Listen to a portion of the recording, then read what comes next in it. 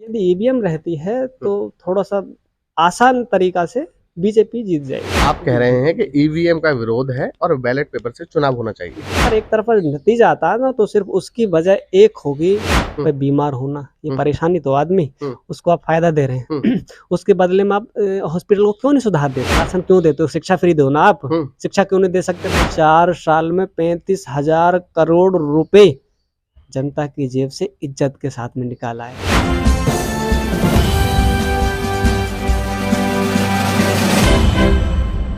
नमस्कार दोस्तों, मेरा नाम है विजेंद्र सिंह। आप देख रहे हैं जनता की तराजू। जैसा कि आप सभी लोग जानते हैं, हमारा है सर्वे एक लोकसभा चुनाव के लेकर, जिससे कि हम जनता की राय ले रहे हैं। और रास्ते में बारिश आने के कारण हमें रुकना पड़ा है शिकारपुर रोड पर, और यहाँ मिले हैं हमें अनिल सर। आइए जानते हैं इनकी क्या है राय, किसकी सरकार बनाना चाहेंगे और क्यों। हाँ सर, क्या लगता है आपको 2024 में किसकी सरकार और क्यों? 2024 में सरकार को लेके थोड़ा सा विषय ये है कि थोड़ा ऊंचा बोलिए। हाँ, ईवीएम तो आपको पता है जगह जगह ईवीएम का विरोध हो रहा है। विरोध होने की वजह सिर्फ एक ये है क्योंकि हैक हो जाती है और इसका बहुत ज़्यादा दुरुपयोग हो रहा है जी। और यदि ईवीएम रहती है तो थोड़ा सा आसान तरीका से बीजेपी जीत जाएगी। अच्छा, आप कह रहे हैं अगर ईवीएम रहती है जी तो आसान तरीके से बीजेपी जीत जाएगी। जी जी। तो क्या लगता है, बैलेट पेपर से चुनाव होना चाहिए? हाँ, जहाँ तक मेरा मानना है कि, और इसका बहुत विरोध हो रहा है, भले ही न्यूज़ वाले दिखाएं ना दिखाएं, बड़े टीवी यूट्यूब टीवी चैनल जो हैं, न्यूज़ चैनल, वो दिखाएं ना दिखाएं वो एक अलग विषय है, लेकिन इसका जगह जगह बहुत विरोध हो रहा है। दिल्ली में बहुत जनता नहीं मान के आप कह रहे हैं कि ईवीएम का विरोध है और बैलेट पेपर से चुनाव होना चाहिए जी। लेकिन सर, बैलेट पेपर जो हमने देखा है चंडीगढ़ के चुनाव, चंडीगढ़ के मेयर के जो चुनाव हुए थे, उसमें आपने देखा था बैलेट पेपर? जी जी जी, मैंने देखा तो वहाँ भी धांधलीबाजी हुई थी।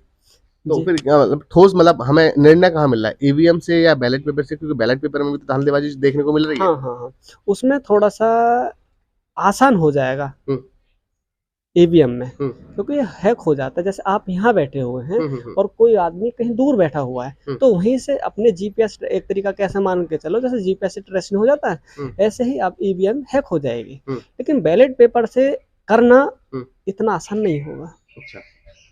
आप जैसे चंडीगढ़ में मेयर चुनाव हुए थे, उसमें धांधलीबाजी करने की कोशिश कर रहे थे लेकिन पकड़े गए थे जी। उसमें आसान नहीं था, लेकिन वो कोशिश कर रहे थे ना। ये सर, हमारा जो सर्वे है वो है 2024 में किसकी सरकार अभी आसान नहीं है।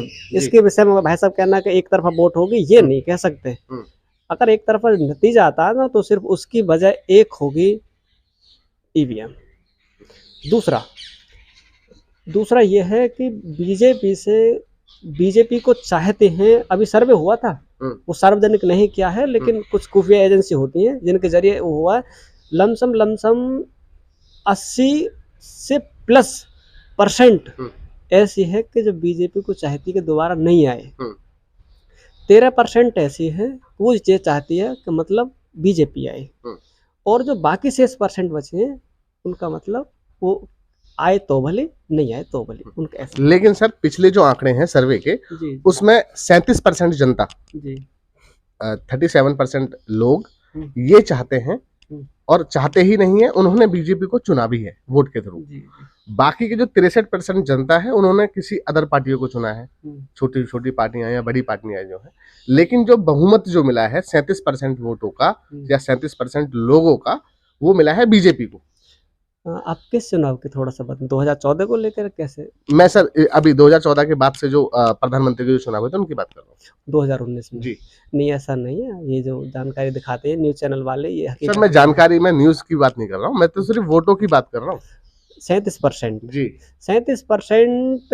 अब जो 63% जो बता रहे हैं आप, हाँ। 63% जो वोट हैं वो कई जगह बट गए हैं। हाँ। अच्छा, दूसरा है बीजेपी को वोट, मान लो कि बीजेपी को वोट गए, लेकिन बीजेपी के साथ में 43 संगठन है भाई साहब, छोटे से बड़े लेके। वो तो सर अभी हुए ना, अभी नहीं, वो पहले से 2014 से काम नहीं। उनका समर्थन तो पहले 2019 के चुनाव में नहीं मिला ना, वो तो अभी जो ये महागठबंधन जो हुआ है उसकी वजह से उनको ये छोटे छोटे संगठनों को एकत्रित करना पड़ा। 2014 में ही थे। थोड़ा ऊंचा बोलिए। 2014 में ही थे सर जी जी।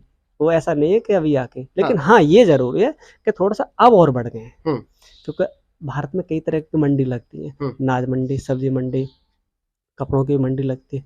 और अब नेताओं की भी मंडी लगती है। एक नई मंडी और लगा दी है जो बीजेपी करती है, उसका नेताओं की मंडी। पैसा देके अपनी ओर खरीद लेना जी। आपके थोड़ा सा और जानकारी के लिए बता दूं, शायद आपको इसके बारे में जानकारी हो। कुछ दिन पहले बात चल रही थी भाई साहब, आपके जो पंजाब के जो मुख्यमंत्री ना श्री भगवंत मान जी, उनको ही खरीदने की बात चल रही थी 2,500 करोड़। सर आम आदमी पार्टी तो हमेशा आरोप, मतलब उनके तो आए तीसरे दिन का ये रहता है, हमेशा आरोप लगाती है बीजेपी पार्टी को कि हमारे फलाने विधायक को खरीदने की कोशिश है, हमारे फलाने सांसद को खरीदने की कोशिश है। बीजेपी अरे तो आरोप प्रत्यारोप तो लगते रहते हैं, ठोस सबूत कहाँ है? ठोस सबूत, अरे भैया अभी कल परसों राजकुमार वो जो मंत्री हैं आपके, उनको अपने पार्टी में शामिल कर लिया। और आपके कई राज्यों में, थोड़ा सा मैं याद नहीं कर पा रहा हूँ, महाराष्ट्र में देख लो आप, वहाँ के कई विधायक खरीद के और क्या हुआ है, सरकार तोड़वा ली। कई राज्यों में हुआ है ऐसे। सर हमारा जो सर्वे है वो है 2024 में किसकी सरकार, दिक्कत कहाँ है इस सरकार से? गरीबों का कल्याण हो रहा है, पूंजीपतियों का भी कल्याण हो रहा है, जो मिडिल क्लास फैमिली है उनको काफी सारी योजनाओं का लाभ मिल रहा है, तो दिक्कत कहाँ है? देखो आप भले थोड़ा सा मेरे से तो ज्यादा एज में ही, आप बताएं गरीबों को भला कहाँ हो रहा, थोड़ा सा आप सर प्रधानमंत्री की तरफ से काफी सारी ऐसी योजनाएं हैं जो सिर्फ स्पेशली गरीबों के लिए ही हैं, जैसे कि फ्री के राशन की, उज्ज्वला योजना की, मुद्रा लोन की, किसान सम्मान निधि, जो छोटे भी किसान हैं उनको भी 6,000 रुपए सालाना उनको दिया जा रहा है। तो ये सारी जो योजनाएं हैं, और जैसे कि हम देख रहे हैं आयुष्मान कार्ड से कितने सारे लाभार्थियों ने जो लाभ लिया है सिर्फ फ्री में इलाज करवाकर, तो ये सारी जो योजनाएं हैं गरीबों के लिए तो है। ठीक है। अब आते हैं शुरू में जी, आपने बोला था अनाज के लिए जी, अनाज वितरण 80 करोड़ लोग, थोड़ा ऊंचा बोलिए, तेज बोलिए। 80 करोड़ भारत के लोग ऐसे हैं जो कि 5 किलो अनाज पर आधारित हैं। लेकिन आप ये बताइए, जब आप फ्री अनाज दे सकते हैं तो शिक्षा भी तो फ्री दे सकते हैं ना। शिक्षा पर 18% जीएसटी क्यों लगा रखा है? डायमंड पे 3% लगा रखा है। अब आइए आयुष्मान कार्ड की, आयुष्मान कार्ड का थोड़ा सा मैं वीडियो क्लिप दिखाऊं आपके लिए। आयुष्मान कार्ड का थोड़ा सा भाई साहब, आपकी पूरी टीम खड़ी है, मैं आपकी पूरी टीम के सामने वो थोड़ा सा दिखाना चाहता हूँ जी। दिखाइए जी। दूसरा विचार अभी दिखा दो, बस 1 सेकंड लाइन पर रहना सर जी आप। उसमें लिखा है 5 लाख रुपए तक का मुफ्त इलाज। इस देश में कभी भी किसी गरीब को 5 लाख रुपया की गारंटी किसी ने नहीं दी।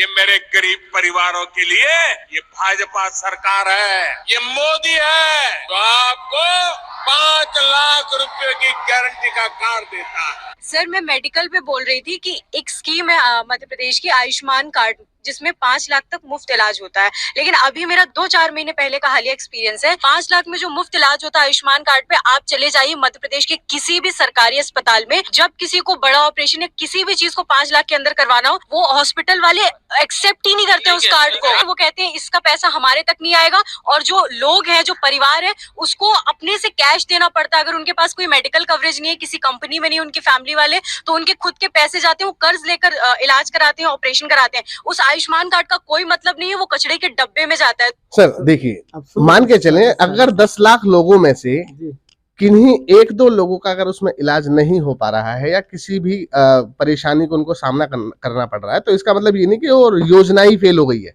समझ रहे हैं? ये आपकी बात ठीक है, लेकिन आयुष्मान कार्ड से क्या है, ये किसी को परेशान करके फायदा दे रहे हैं ना। परेशान करने, भाई बीमार होना, ये परेशानी तो आदमी, उसको आप फायदा दे रहे हैं। उसके बदले में आप हॉस्पिटल को क्यों नहीं सुधार देते? तो सर पिछली सरकारों ने तो ऐसा कोई ऐसा लाभ दिया ही नहीं ना कि कोई गरीब परिवार किसी बड़े अस्पताल में जाके फ्री में इलाज करा सके।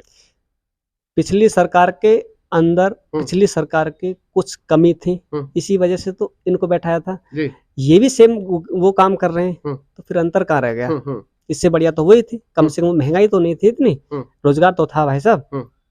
अगर मान के चले रोजगार में जीएसटी, नोटबंदी या कोरोना के बाद से अगर रोजगार में मंदी आई है, तो सरकार दे तो रही है 5 किलो राशन के बदले राशन कौन मांग रहा? राशन क्यों देते हो? शिक्षा फ्री दो ना आप, शिक्षा क्यों नहीं दे सकते भाई साहब? अभी कुछ दिन पहले यूपी सरकार ने वो किया था, मैंने खुद डेट याद नहीं कर पा रहा हूँ, मैं न्यूज़पेपर में आया था कि जो सरकारी स्कूल में पढ़ेगा उसको फीस देनी पड़ेगी, और जो प्राइवेट स्कूल में पढ़ेगा उसको 500 रुपए महीना सरकार मुफ्त में देगी।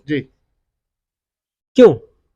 तो सर इससे क्या रहेगा कि हमारे जो देश में जो प्राइवेटाइजेशन की जो नीति है, जिसे नरेंद्र मोदी जी से जो पहले जो प्रधानमंत्री थे डॉक्टर मनमोहन सिंह, वो लेकर आए थे, तो उस नीति को ही तो बढ़ावा देना है, प्राइवेटाइजेशन की जो नीति है।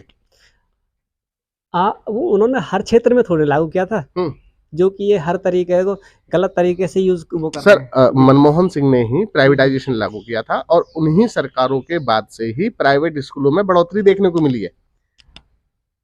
हर काम में उन्होंने नहीं किया था निजीकरण का। अब ये बैंकों को भी निजीकरण कर रहे हैं। अब बैंकों के ऊपर आ जाइए, पहले था पहले जो भी था वो था, कांग्रेस सरकार ने ये किया कि आप कभी भी अपने अकाउंट में कितना बैलेंस रख सकते हो, कोई चार्ज नहीं लगेगा। पहले उससे पहले कुछ था। अच्छा, जैसे बीजेपी सरकार आई है 2016 के लमसम ये सरकार ने फेरबदल कर दिया, यानी आपको अपने अकाउंट में मिनिमम बैलेंस रखना पड़ेगा। यदि आप नहीं रख पाते हो तो उसका चार्ज देना पड़ेगा।